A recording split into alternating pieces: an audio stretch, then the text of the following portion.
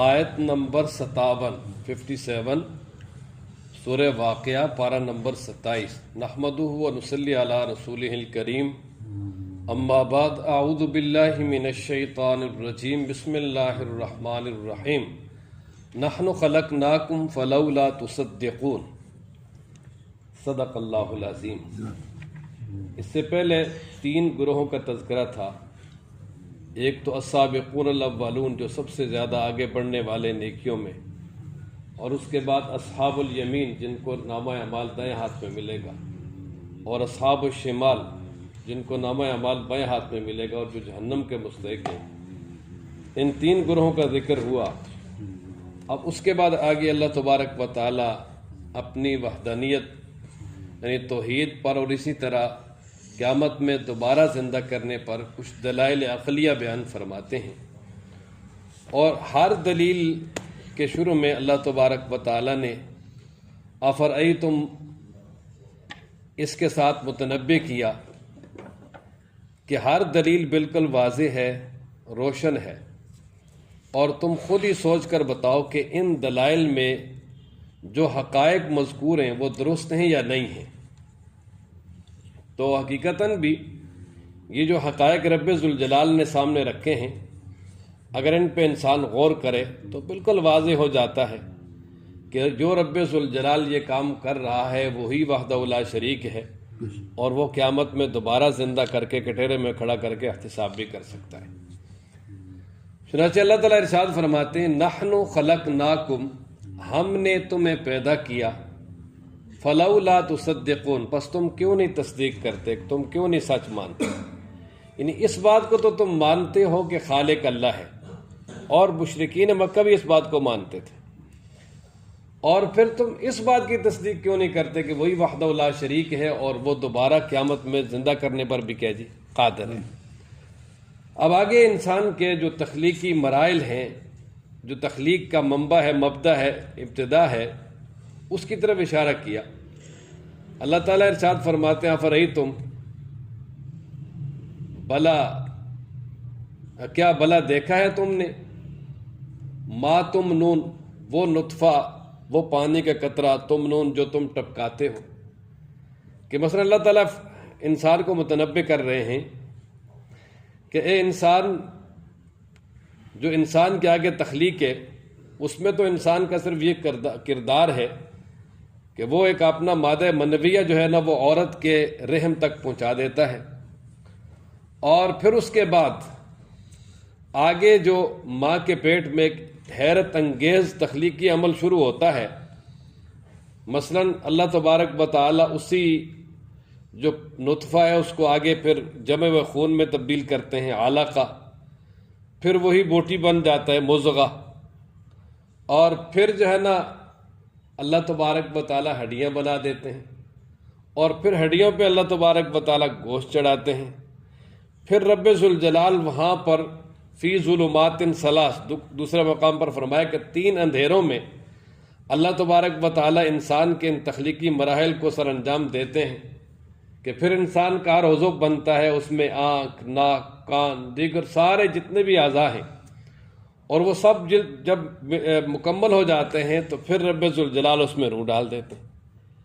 تو اب یہ جو سارے مراحل ہیں یہ ہر انسان سمجھتا بھی ہے، اور ہر انسان اس کا مشاہدہ بھی کرتا ہے کہ یہ صرف اللہ کی قدرت سے ہیں، اللہ کے اختیار میں ہیں، اور اللہ تعالیٰ ہی کرتا ہے۔ تو اب اللہ تبارک و تعالیٰ انسان کو توجہ دلا رہے ہیں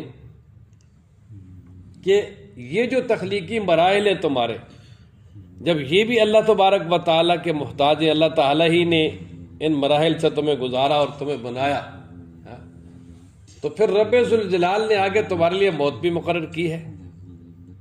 اب کسی کی موت جو ہے وہ ماں کے پیٹ میں ہی آ جاتی ہے، کوئی دنیا میں آنے کے بعد بچپن میں فوت ہو جاتا ہے، کوئی جوانی میں، کوئی بڑھاپے تک جاتا ہے۔ تو یہ سارا تمہارا یعنی تمہاری تخلیق، پھر اس کے بعد یعنی جو تمہارے لیے موت مقرر کی ہے، اور پھر کوئی انسان اس موت سے بھاگ بھی نہیں سکتا، اور اللہ تبارک و تعالیٰ کو کوئی انسان کسی معاملے میں عاجز بھی نہیں کر سکتا، اللہ کا مقابلہ بھی کوئی نہیں کر سکتا۔ تو پھر فرمایا مان لو، تسلیم کر لو کہ اللہ ہی خالق بھی ہے، مالک بھی ہے، اور وہی سب کچھ کرنے والا ہے اور وہ دوبارہ زندہ بھی کر سکتا ہے. فرمایا نا افرأیتم کیا بھلا دیکھا تم نے ما تم نون وہ نطفہ جو تم ٹپکاتے ہو انتم کیا تم تخلقونہ اس کو پیدا کرتے ہو ام نحن الخالقون یا ہم پیدا کرنے والے ہیں. نحن ہم نے قدرنا مقرر کی ہے بینکم الموت تمہارے درمیان موت کہ موت جو ہے نا اس کو تمہارے درمیان جو ہے نا وہ مقرر کر دیا ہے کہ موت آنی ہے. وما نحن بمسبوقین اور نہیں ہم ہارنے والے. یعنی اللہ تعالیٰ فرماتے ہیں کہ ہم کو عاجز نہیں ہیں اور نہ ہارنے والے ہیں. کس بات سے؟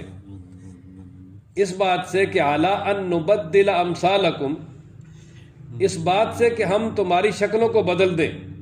اعلیٰ اس بات سے کہ ان نبدل کہ ہم بدل دیں امثالکم تمہاری شکلوں کو وَنُنْشِئَكُمْ اور تمہیں نئے سرے سے پیدا کر دیں فی ایسی شکلوں میں ما لا تعلمون جو تم جانتے ہی نہیں. مطلب اللہ تعالیٰ فرماتے ہیں کہ ہم اس بات پر بھی قادر ہیں کہ یہ جو تمہاری شکل ہے اس کو ہم بگاڑ دیں تبدیل کر دیں اور کسی اور شکل میں تمہیں پیدا کر دیں. اس پر اللہ تبارک و تعالیٰ قادر ہیں. اس میں یہ تو نہیں کہ اللہ تعالیٰ نے انسان کو جس شکل میں بنایا بس اللہ تعالیٰ پابند ہے کسی شکل میں رہی ہے اور اس سے آگے جو وہ تبدیل نہیں کر سکتے. اللہ تبارک و تعالیٰ تو تبدیل کر سکتے. اس طرح وہ قوم بنی اسرائیل کی جس نے مچھلیاں پکڑی تھی ان کو بندروں میں بدل دیا تھا. اللہ تعالیٰ محفوظ فرمایا الیاذ باللہ. تو اس لیے فرمایا کہ وَنُنْشِئَكُمْ فِي مَا لَا تَعْلَمُونَ تمہیں ایسی شکل میں پیدا کر دے جو تمہیں پتہ ہی نہیں ہے تمہیں اندازہ ہی نہیں ہے اور تمہیں اس بارے میں کوئی خبر ہی نہ ہو. بالکل اللہ تعالیٰ اس پر قادر ہے. اور پھر اللہ تعالیٰ اس پر بھی قادر ہے نا کہ بھئی زمین سے جو تمہیں دوبارہ پیدا کر دے یعنی قیامت والے دن.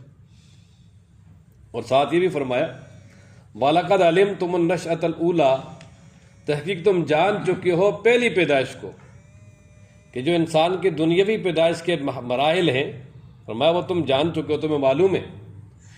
فَلَوْلَا تَذَكَّرُونَ پس تم اس سے نصیحت کیوں نہیں حاصل کرتے. یعنی جس طرح اللہ تبارک و تعالیٰ دنیا میں تمہیں ایک پانی کے قطرے سے کس طرح انسان بنا کے ایک کڑیل جوان بنا سکتا ہے یہ جو مراحل ہے یہ تمہارے سامنے پرورش کے پیدا ہونے کے اور وہ جو قبر میں دوبارہ یعنی جب قیامت والا دن اللہ تبارک و تعالیٰ دوبارہ قبروں سے اٹھائیں گے اور وہ جو مٹی سے تخلیق دوبارہ ہوگی انسان کی میدان محشر میں جمع کرنے کے لیے اب اس کا پتہ تو نہیں ہے لیکن فرمایا جب یہ تمہیں معلوم ہے تو اس سے پھر اس پر بھی استدلال کر لو کہ جو اس پر قادر ہے وہ اس پر بھی کیا جی قادر. یہ پہلی دلیل تھی. اب دوسری دلیل افرأیتم ما تحرثون اللہ فرماتے تم نے غور کیا ہے اس بات پر کہ جو زمین میں تم بیج ڈالتے ہو. اب تمہارا کام کیا ہے کہ زمین میں بیج ڈالا ہل چلائی اور پانی وغیرہ لگا دیا بس. اس کے بعد اس زمین سے کھیتی اگانا غلہ اگانا سبزیاں پھل دیگر جتنی بھی ضروریات کی چیزیں اگانا یہ کس کا کام ہے جی اللہ تعالیٰ کا. وہ کہتے ہیں نا مالی دا کم پانی لانا پر مشکاں پاوے اللہ دا کم پھل پھل لانا لاوے یا نہ لاوے. تو اصل میں یہ کام تو رب ذوالجلال کا ہے. تو اللہ تعالیٰ انسان کو پوچھ رہے ہیں کہ انسان ذرا یہ بتا کہ انتم تزرعونہ کیا وہ جو تم بیج ڈالتے ہو زمین میں اس سے کھیتیاں تم اگاتے ہو ام نحن الزارعون یا اللہ فرماتے ہیں ہم اگاتے ہیں. تو اس کو سب ہر کوئی مانتا ہے جی بالکل اللہ ہی اگاتے ہیں. تو اللہ فرماتے ہیں کہ تمہیں معلوم ہے کہ ہمارے اختیار میں ہے تو پھر ہمارے بن جاؤ. اور اللہ تبارک و تعالی فرماتے لو نشاء لجعلنا حطاما اگر ہم چاہیں تو وہ جو کھیتی ہے اس کو ریزہ ریزہ کر دیں. مثلا بعض دفعہ خشک سالی ہو جائے کھیتی پیدا ہی نہ ہو جمے بھی نہیں وہ زمین سے نکلے ہی نہ. اگر زمین سے نکل بھی جائے بڑی بھی ہو جائے بالکل تیار ہو جائے اچانک سیلاب آ جائے کوئی آسمانی آفت آ جائے کوئی ٹڈی دل کا لشکر ہی آ جائے یا کوئی زمین کا کیڑا ہی اس پہ مسلط ہو جائے تو جو ساری کھیتی کو اجاڑ دے ختم کر دے کچھ بھی نہ ہو تو فرمایا تم تو ہاتھ ملتے رہ جاؤ گے.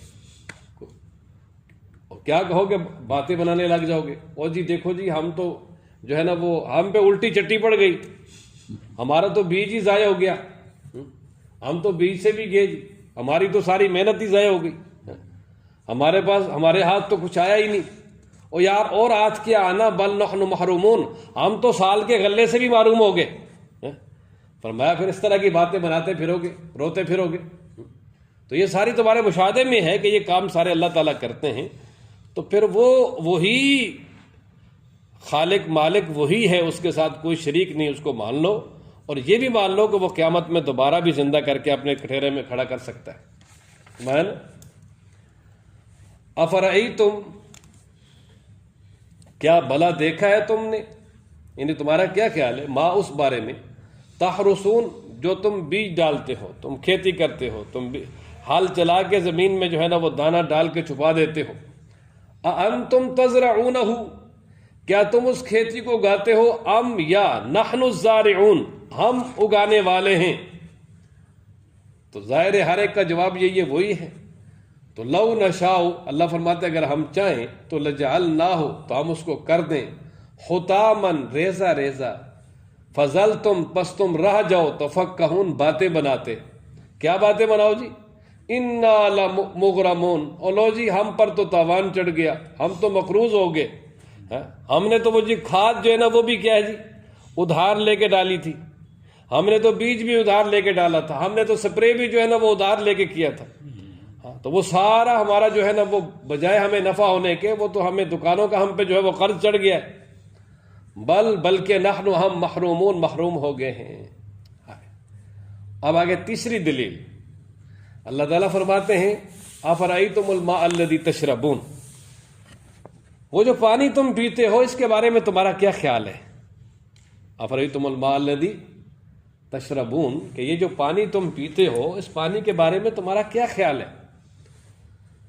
اللہ فرماتے ہیں اانتم انزلتموہ من المزن، کیا ہم نے اس کو بادلوں سے اتارا ہے، یعنی کیا تم نے ان کو بادلوں سے اتارا ہے پانی کو؟ یا اللہ فرماتے ہیں ہم اتارنے والے ہیں۔ تو ظاہر ہے بارش برسانے والا کون ہے جی؟ اللہ تعالیٰ۔ اگر انسان کے بس میں ہو تو جب بھی دل چاہے تو برسا لے نا جی، لیکن جب خشک سالی ہوتی ہے تو سارے کس کے آگے ہاتھ اٹھاتے ہیں؟ اللہ کے آگے، یا اللہ بارش، یا اللہ بارش دے۔ اب صلاۃ الاستسقاء پڑھتے ہیں سارے اللہ کے ہاں التجا کرتے ہیں، تو اس کا مطلب یہ کہ پانی کون برسانے والا ہے؟ اللہ تعالیٰ۔ تو اللہ فرماتے ہیں یہ اتنی بڑی نعمت ہے کہ جس کو ہم نے تمہارے لیے بڑا خوشگوار بنایا، کوئی آدمی بھی پانی پی کے کبھی اکتاتا نہیں، ہر وقت پانی کی چاہت ہوتی ہے، اللہ نے پانی کا ذائقہ ہی اتنا بہترین رکھ دیا ہے۔ اور پھر دیکھیں کہ یہ جو پانی کا جو گردشی نظام ہے اس کا تعلق بھی اس طرح ہے کہ یہ کھارے سمندر سے بخارات اٹھتے ہیں اور وہ فضا میں جاتے ہیں، پھر بادلوں کے ذریعے پھر دوبارہ وہ پانی زمین پہ برستا ہے۔ تو اب دیکھیں کھارے سمندر سے بخارات بنا کے اوپر سے بہترین میٹھا پانی کون اتارتا ہے جی؟ اللہ تعالیٰ۔ تو اللہ فرماتے ہیں اگر ہم چاہیں تو یہ جو بارشوں سے پانی اترتا ہے اور دیگر اس کے ذریعے جو چشمے، ندی، نالے، جو پانی وادیوں کا سارا جو پانی ہے، چشموں کا، کنووں کا، یہ سارے کے سارا کھارا اور کڑوا ہو جائے تو فرمایا تم پی نہیں سکو گے تو تم کیا کرو گے؟